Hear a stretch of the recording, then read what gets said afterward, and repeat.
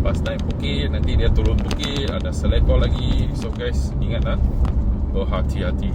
Dan sekarang ada banyak construction di jalan kan. Nah, sini ada tanah runtuh macam tahun lalu ni.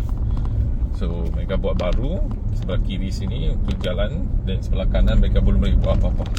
Kerana sebelah kanan abang sini nampak kan, dia gaung tu. Turun ni mungkin ada 50-60 meter. So sakit kepala ni. Kalau begini macam mana mau buat retaining wall? Takkan buat 60 meter kan. So next biarlah JKR buat cadangan macam mana repair ni. Okay guys, area bukit sudah limpah. So kami sekarang melalui satu jambatan ni. Ini track mak juga, dah jauh sudah.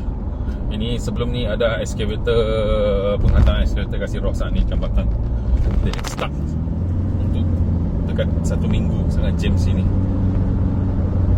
So nasib next buat pembangunan ni, mereka akan besarkan semua jadi double lane. So itu jambatan akan jadi double.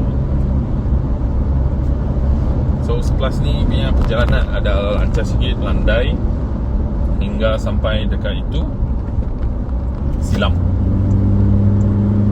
Area-area silam sana barulah ada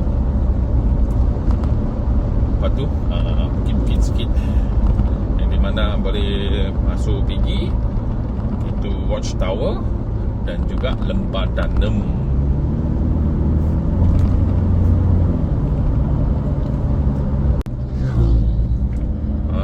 Sini bekas oil QMU tu. Sekarang LCH kalau tidak salah. LCH. Yup, LCH. Dan lepas sini ada satu cerun bukit yang menurun tu. So guys, sini ingat lah, double lane lah, double lane. So tidak boleh memotong tu sebenarnya. Dan depannya selalu kalau ada checking, nah siapa yang buat memotong di double lane sini, nah kenalah saman. Dan sini sangat lurus lah. So banyak orang suka memotong ni. Dan tengok depan, kami boleh nampak mereka sudah memperkukuhkan curun bukit yang sebelah kiri depan sana tu, hadapan kami. Ini sangat bagus. Dan buat sharing sikit, abang sini punya first accident adalah di depan sini, yang curun sini ni. Tapi nasib lah, tiada cedera. So sini IOI group ni. Di sini nanti ada double lane untuk jalan kami ni nanti. Depan tidak jauh ada naik bukit lagi. And as usual sini banyak lori. Kerana Lahad tu ada banyak kilang-kilang besar kan. Dan sepanjang jalan ada banyak kilang-kilang sawit. Guys, ada nampak Texeng di sebelah kanan. So next abang sini ada projek lah dekat sini, Texeng. Kami akan bantu dia buat dia punya sprinkle dengan hose system. Guys, sini banyak tampalan dan sini berbukit-bukit sikit, tapi dia naik turun. So bila memotong sini kena berhati-hati ya. Dan reminder, sini sepatutnya tidak boleh memotong kerana dia double lane.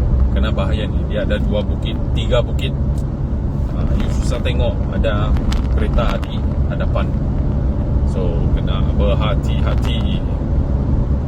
Bukan 3, 4 bukit.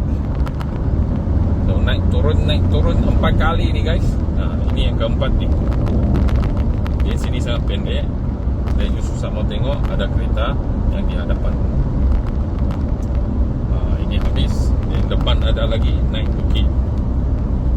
So perjalanan ke Lahad Datuk sebenarnya challenging dekat bahagian sini saja. Banyak bukit-bukit, banyak selekor. Selain itu jalan tidaklah seteruk macam Kalabakan. Sini okey ni. Nah guys, depan sini you akan nampak satu bukit yang sangat curun tu. Mereka ada buat potong, lepas tu mau buat terrace. So guys, bukan senang lah. Abang sini ada nampak mereka ada buat longkang juga. Itu pengaliran air hujan. Kalau tidak nanti senang tanah runtuh. So tengok ini bukit ni. Bukan bukit kecil-kecil Ini cerun bukit yang sangat besar ni, boleh kirakan. So mau buat Pemborneo Road ni bukan senang Kiri kanan pun mau buat, kerana sebelah kanan tu adalah gaung. Jangan main-main. Sini dekat itu tempat Lembah Danem punya entrance sudah ni guys. Stay tuned dengan Abang Seni for the next part.